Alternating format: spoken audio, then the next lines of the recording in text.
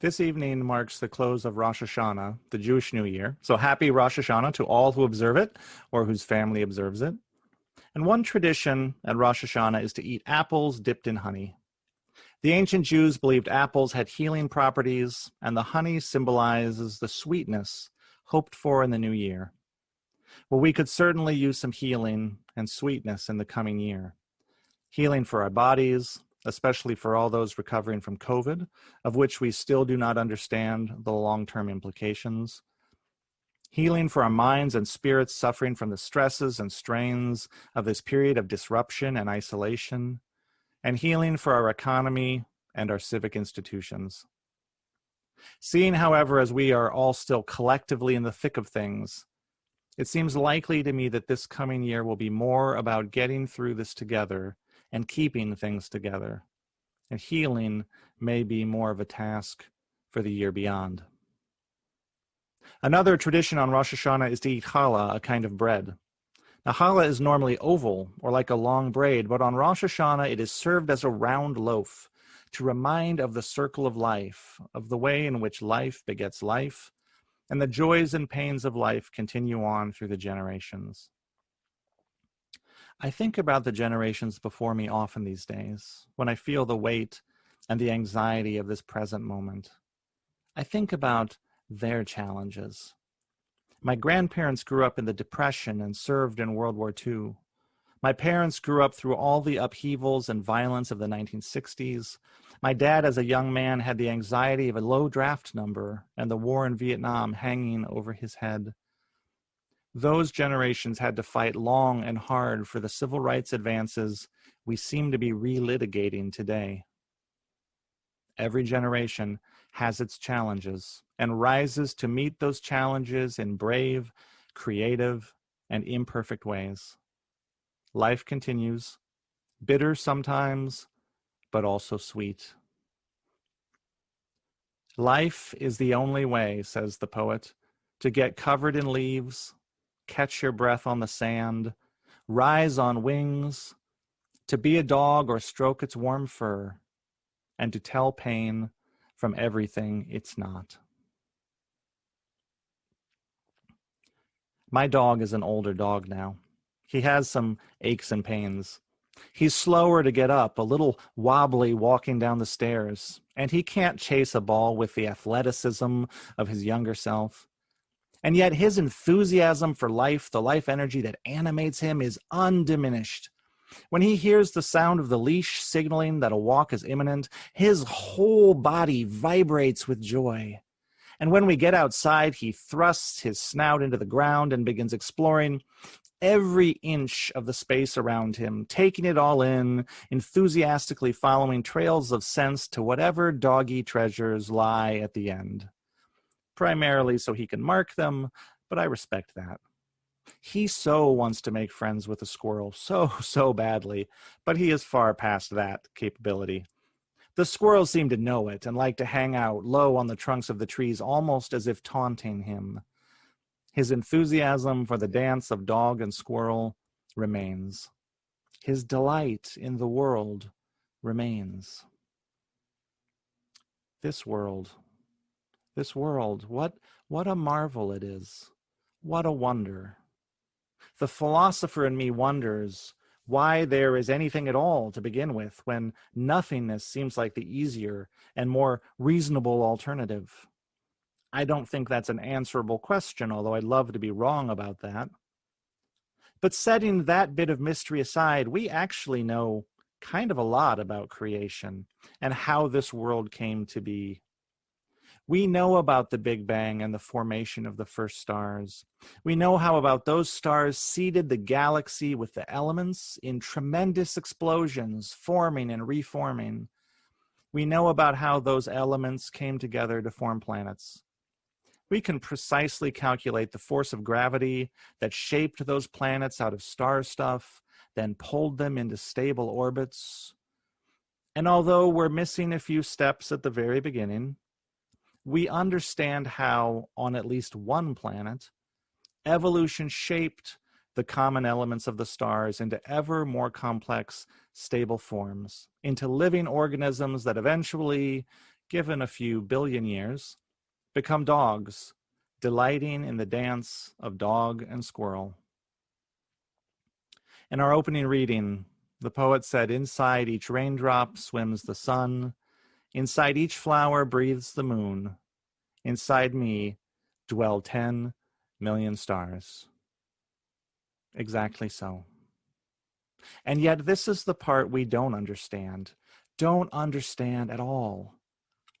How did delight enter the picture? If you grant that evolution, given enough time, can shape the common elements of the universe into complex, replicating, decision-making machines, which you should accept because it's as close to fact as anything in science can be. But if you accept that, when did those organic machines become aware of the world and begin to delight in it? A thermostat makes decisions, but it doesn't know it's making decisions. My computer processes information at incredible speeds without any understanding at all. Facebook's algorithms know me better than I know myself, but they don't know they know me. And a Google self-driving car navigates the world, but it doesn't experience the world as it navigates it. But my dog, the squirrels, myself watching their drama play out, we don't just navigate the world, we experience the world, and we delight in it. I stroke my dog's warm fur and I delight in it. Why this gift of experience? Why this gift of delight? It seems so extraneous, so unnecessary, so improbable.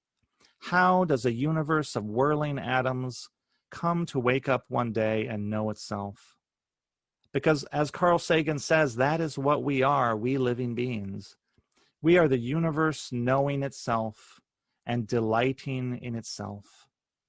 And this is the wonder I continuously come back to as a religious person, the wonder that underlies my religious feelings of awe and gratitude. How extraneous this gift of delight, how unnecessary, how improbable. But this gift of delight comes with its counterpart, which is our experience of pain. The poet Szymborska humorously describes life as our glorious chance to stumble on a stone, to get soaking wet, to lose our keys, to keep on not knowing something important.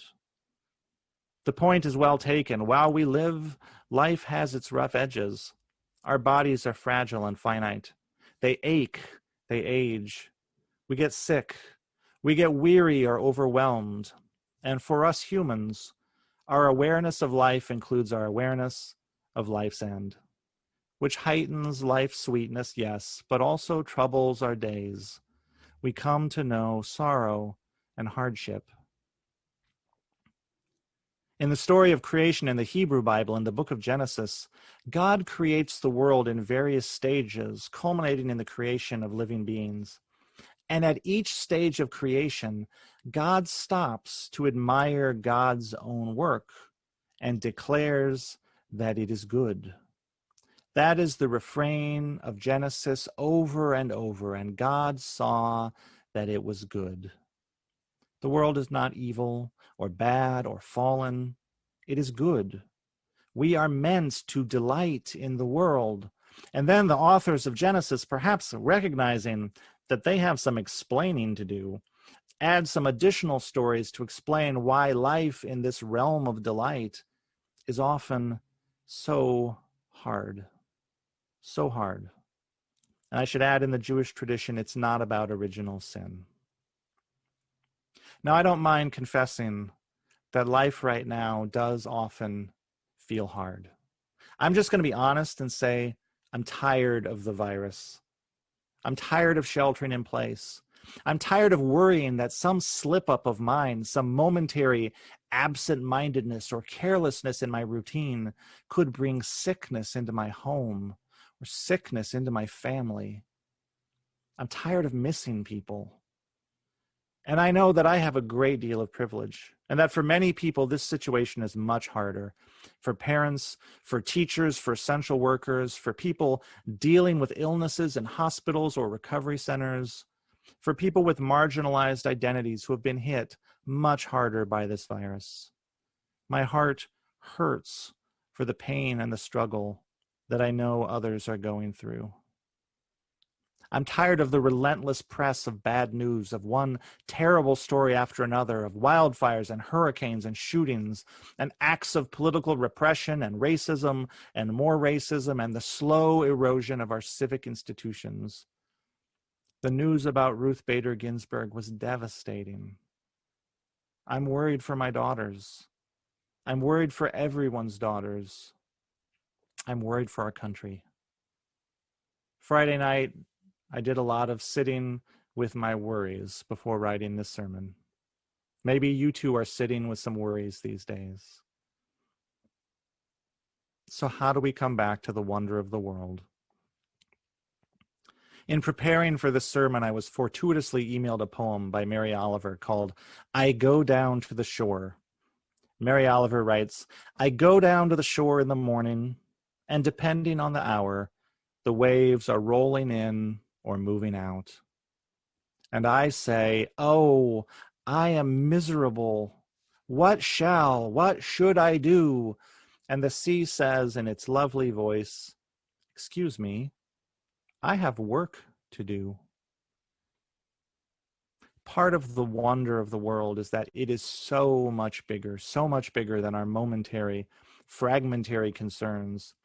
The wheel of the whole is always turning like the round challah bread. The ocean is rolling out and moving in. The seasons turn, the generations advance. The circle of birth and rebirth continues. We are embedded in something vast and ancient, of which we are but a small part, the dance of life. Humility, then, is one antidote to our worries.